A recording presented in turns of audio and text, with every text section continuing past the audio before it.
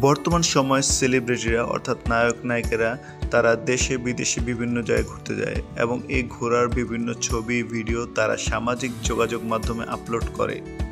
এখন কথা হচ্ছে তাদের এই ছবি ভিডিও কে তুলে দেয়? মধুমিতা সরকার তিনি তার এক ভিডিও বার্তার মাধ্যমে জানিয়েছেন আসলে তিনি যে দেশ বিদেশে ঘুরে বেড়ান তার এই ছবি ভিডিওগুলো আসলে কে আপলোড করে দেয়।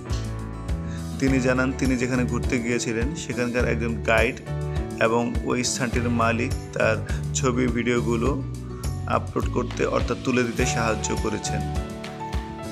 এইদিকে আবার সোহম চক্রবর্তীর সাথে একটি সিনেমা শুটিং করতে গিয়ে হয়েছে ঝামেলা। সোহম চক্রবর্তী সেই রেস্টুরেন্টের মালিককেই ধোলাই দিয়েছেন, অর্থাৎ তাকে পিটিয়েছেন, লাথি মেরেছেন, ঘুষি দিয়েছেন।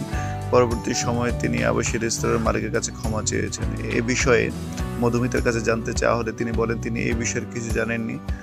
তারা ঠিক সুন্দর সুষ্ঠুভাবে তাদের শুটিং সম্পন্ন করেছেন। তবে যদি এরকম কোনো ঘটনা থাকে তাহলে বিষয়টি আসলে কারো কাম্য নয় এবং এরকম ঘটনা যাতে ভবিষ্যতে না ঘটে সেদিকে সকলের খেয়াল রাখতে হবে।